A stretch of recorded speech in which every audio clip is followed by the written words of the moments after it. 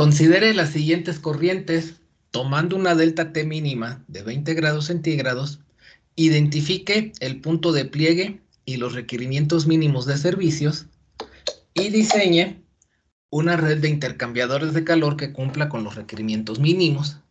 Vemos que de acuerdo a los datos experimentales, bueno, más bien a los datos del problema, tenemos dos corrientes calientes denominadas H1 y H2 que se van a enfriar.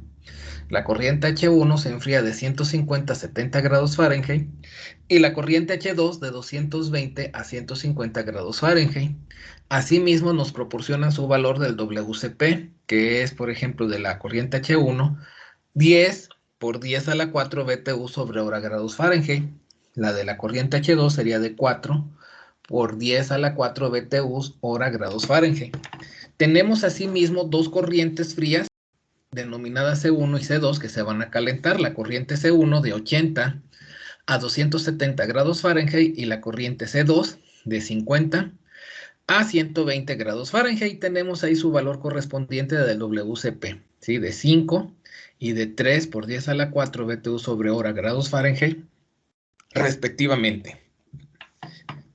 Entonces, pues bueno, para establecer primero lo que sería la temperatura del punto de pliegue, el primer paso que se realiza es ajustar las temperaturas de las corrientes calientes, restándole a cada una de ellas el valor de delta T mínimo. A ver, déjenme ver, de ahí desde 20 grados centígrados, ahí nada más aparece que es de 10, pero debía ser de 20. Como podemos ver acá, o sea, la corriente H1 entra a 150 y sale a 70. Al hacer el ajuste, pues queda en 130 y 50. La corriente H2, que entra a 220 y sale a 150, se hace el ajuste y entonces queda en 200 y 130. Recordando que a las corrientes frías, ellas ya no se les hace el ajuste. Entonces quedan tal cual de 80 a 270 y de 50 a 120. Ahora bien, ya una vez que tenemos las temperaturas ajustadas en base a la delta T mínima que establece el problema, lo que sigue es hacer el orden de mayor a menor en las temperaturas. Observamos que la temperatura más alta es de 270 y de seguida de 200, después de 200 tendremos a 130, que está repetida, entonces nada más se va a notar una sola vez. Luego 120, 80 y al final tenemos la temperatura de 50, que se encuentra repetida, nada más se anota una sola vez. De tal forma que vamos a tener pues este orden de las temperaturas ajustadas, como vemos aquí. Enseguida vamos a hacer el cálculo de los cambios de entalpía, delta H de entalpía, en los intervalos de temperaturas ajustadas que tenemos aquí. Es útil para poder identificar las corrientes que cruzan cada intervalo de temperatura, construir un diagrama que me indica qué es lo que sucede con cada una de las corrientes considerando las temperaturas ajustadas. Habíamos establecido previamente que la corriente H1 se va a enfriar de 130 a 50, como vemos acá. La corriente H2 se va a enfriar de 200 a 130, como tenemos establecido acá. Por otra parte, la corriente C1 se calienta de 80 a 270 y la corriente C2 se calienta de 50 a 120, ¿sí? Esto nos va a permitir definir claramente qué corrientes están cruzando cada intervalo de temperaturas. Por ejemplo, la delta H1 se calcula en el intervalo de 270 a 200 y en este diagrama observamos que únicamente aparece ahí la corriente C2, ¿sí? Por consiguiente, H1 será igual a menos el WCP de la corriente C2 multiplicado por 270 menos 200, que es el intervalo de temperaturas. Delta H2 pues se calcula en el intervalo de 200 a 130 grados Fahrenheit. Observamos que en ese intervalo cruzan las corrientes H2 y la corriente C1. H2 es una corriente caliente que se enfría. C1 es una corriente fría que se calienta. Entonces la delta H2 sería igual al WCP de la corriente H2 menos el WCP de C1 multiplicado por el intervalo de temperatura de 200 y 130. Se calcula delta H3. Delta H3, pues bueno, se va a calcular en este intervalo de temperatura de 130 a 120. Observamos asimismo aquí que tenemos las corrientes que cruzan dicho intervalo es H1 y C1. Por consiguiente, pues es la delta H3 pues se calcularía haciendo uso de los WCPs correspondientes, o sea, WCP de H1 menos WCP de C1 por el intervalo de temperatura. El siguiente intervalo de temperatura con el cual se calcularía delta H4 sería este de acá, de 120 a 80. Y entonces ahí observamos que tenemos tres corrientes. La corriente H1 que se enfría y C1 y C2 que se calientan. Por consiguiente, el WCP se calcularía pues haciendo los ajustes correspondientes. Sería el WCP de H1 menos WCP de C1 menos WCP de C2 por el incremento el intervalo de temperatura de 120 menos 80. Y finalmente, delta H5 se calcularía en el último intervalo de temperatura de 80 a 50. Y observamos que ahí hay dos corrientes, H1 que se enfría y C2 que se calienta. Entonces la delta H5 pues sería igual al WCP de H1 menos el WCP de C2 por el intervalo de temperatura de 80 menos 50. De tal manera que pues nos van a quedar estos resultados que vemos aquí, ¿sí? Una vez que tenemos estas deltas H, estos cálculos de cambio de entalpía, se va a proceder a establecer la cascada de temperaturas. La cascada de temperaturas se hace con las temperaturas ajustadas ordenadas de mayor a menor y ahí se le va a ir agregando en cada intervalo de temperatura los cambios de entalpía calculados en este momento. Esto que tenemos acá. Entonces, se construye dicha cascada. Nos quedaría de esta forma la temperatura 1, T2, T3, T4, T5, T6, cada una de ellas expresado en grados Fahrenheit. Tendríamos aquí delta H1, delta H2, delta H3, delta H4, delta H5, cada uno de ellos expresadas por 10 a la 4 BTUs sobre hora. Y entonces ahora establecemos ahí o vamos a hacer el cálculo de una cascada de calor.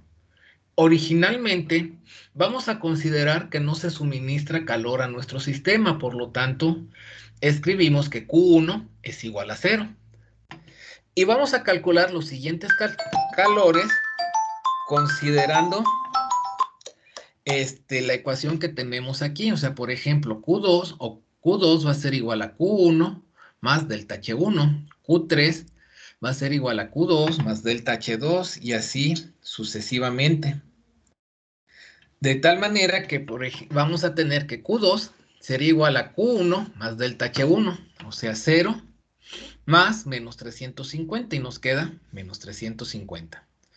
Q3 va a ser igual a Q2 más delta H2, o sea menos 350 más menos 70, lo cual nos va a dar menos 420. Recordando que esto tiene unidades de por 10 a la 4 BTU sobre hora, que no están expresadas aquí. Q4 sería Q3 más delta H3, o sea, menos 420 más 50, lo cual nos da menos 370. Q5 nos va a dar que sería Q4 más delta H4, o sea, menos 370 más 80, que nos daría menos 290. Y finalmente Q6 sería Q5 más delta H5, o sea, menos 290 más 210, que nos da menos 80. Observamos que tenemos calores negativos y, como se ha explicado anteriormente, no podemos tener calores negativos. Estaríamos ahí violando la segunda ley de la termodinámica, porque implicaría que para que esto fuera posible, implicaría que se transfiere calor de una corriente fría hacia una corriente caliente, y eso pues sabemos que no puede ocurrir. Entonces buscamos el valor negativo más alto entre los valores negativos que tenemos acá y observamos que ese corresponde a menos 420. Entonces aquí es donde vamos a tener por una parte, ya podríamos decir directamente que tenemos el punto de pliegue, ¿sí? Para una temperatura de 130, que sería de 130 grados Fahrenheit para las corrientes frías, y para las corrientes calientes habría que sumarle la delta T mínima, que es de 20, ¿verdad? Entonces vamos a tener que el punto de pliegue para las corrientes calientes sería de 150. Ahora, volvemos a construir la cascada de calor. ¿Cómo? A Q1 le vamos a colocar ahora el valor de 420. Vamos a suministrar 420 por 10 a la 4 BTUs por hora a nuestro sistema. Reconstruimos la cascada de calor y observamos que ya no tenemos calores negativos aquí, ¿sí? Y aquí es como les comentaba anteriormente, tendríamos establecido lo que es el punto de pliegue. De aquí vamos a concluir dos cosas. Primero, el calor que se suministra al sistema es de 420 por 10 a la 4 BTU sobre hora, que es el Q1. Y el calor que se retira al sistema sería el último calor que se ha calculado, que en este caso corresponde a Q6, que sería de 340. Esos son los servicios que vamos a necesitar. Suministrar 420, bueno, aquí no son kilocalorías, sino por 10 a la 4 BTU por hora, y retirar 340 por 10 a la 4 BTU sobre hora. Se ha establecido que el punto de pliegue para las corrientes frías es de 130, que es lo que teníamos acá, y para la corriente caliente pues va a ser 130 más 20, ¿verdad? Que nos va a dar 150 grados Fahrenheit. Entonces, con esto tendríamos por terminado la primera parte del problema. Ya punto de pliegue, tenemos los requerimientos del servicio y tenemos pues bueno, el punto de pliegue para las corrientes calientes y las frías. El siguiente paso es construir las redes de intercambiadores de calor. Y para eso tendríamos que hacer el siguiente diagrama. Vamos a colocar ahora, ya tomando como referencia las temperaturas originales, no las temperaturas ajustadas, este diagrama donde colocamos al centro, pues lo que vendría siendo el punto de pliegue, ¿sí? Y vemos, por ejemplo, que la corriente 1 inicia a una temperatura de, bueno, aquí está mal porque ya debería ser con las temperaturas correctas, ¿verdad? De 150 y llega hasta 70, ¿verdad? De cualquier forma está por abajo del punto de pliegue.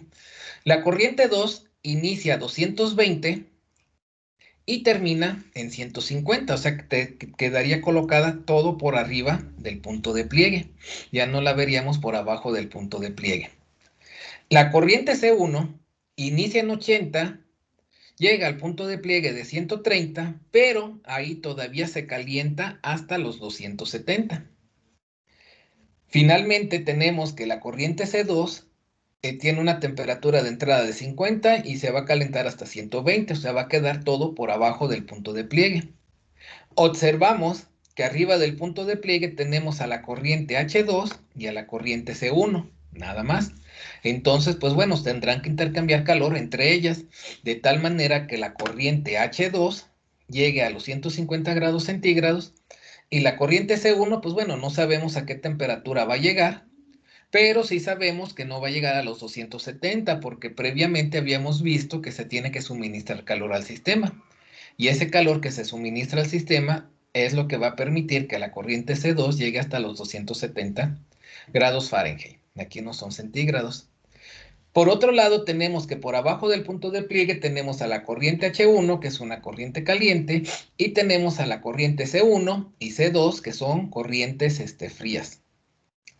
Hay que recordar que abajo del punto de pliegue únicamente podemos utilizar enfriadores.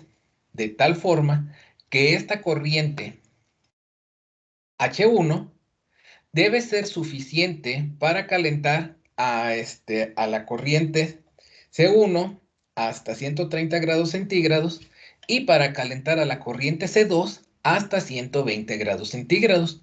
En base a eso es como tenemos que hacer el diseño. Recordando, arriba del punto de pliegue se debe de cumplir que el WCP de la corriente fría es mayor al WCP de la corriente caliente.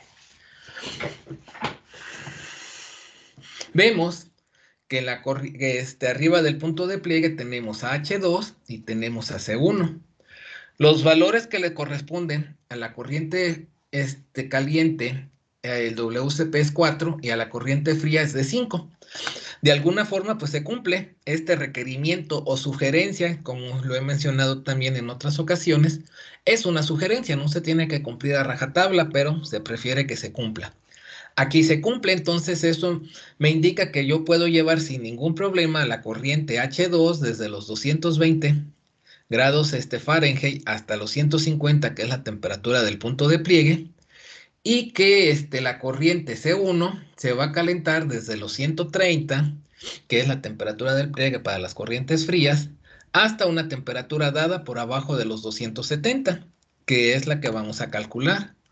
Hacemos pues vamos a decir, balance de energía, donde decimos que el calor que cede la corriente H2 es igual al calor que recibe la corriente C1. Establecemos estas igualdades, lo expresamos de esta forma. El calor que cede la corriente H2 es WCP de H2 por la temperatura de entrada de la corriente 2 menos la temperatura del punto de pliegue para las corrientes calientes.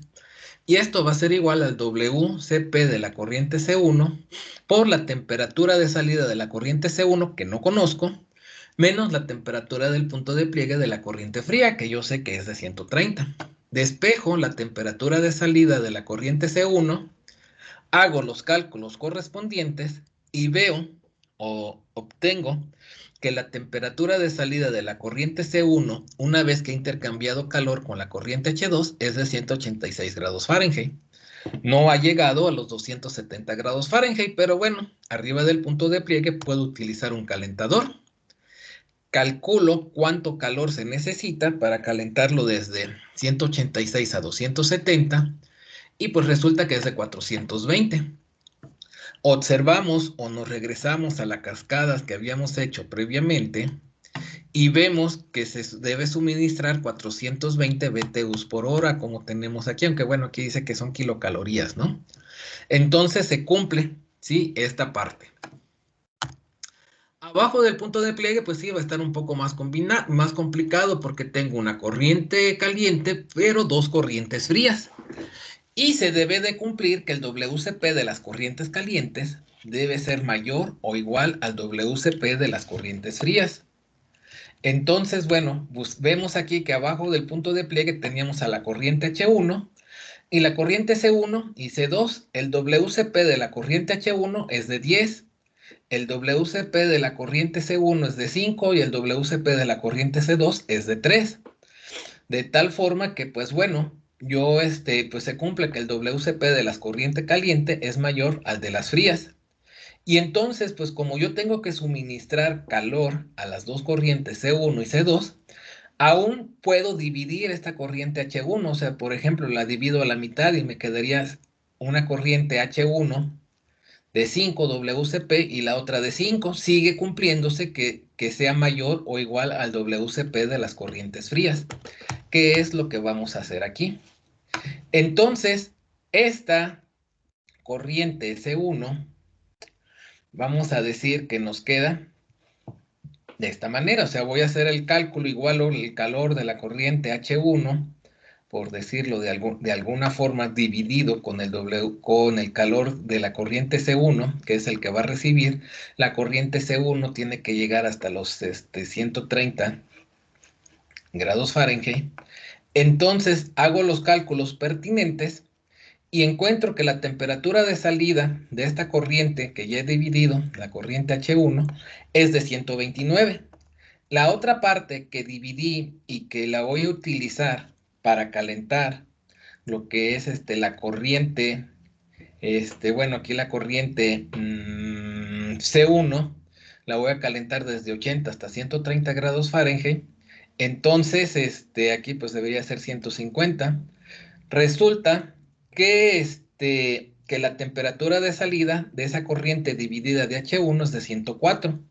Entonces de aquí, pues cada una de estas corrientes las voy a calentar, perdón, lo voy a enfriar hasta la temperatura requerida, de esta manera, ¿sí? Entonces voy a tener que el calor de enfriamiento es, de 340, una vez que los enfrío, ¿sí? Y que los combino, me va a quedar de los 340.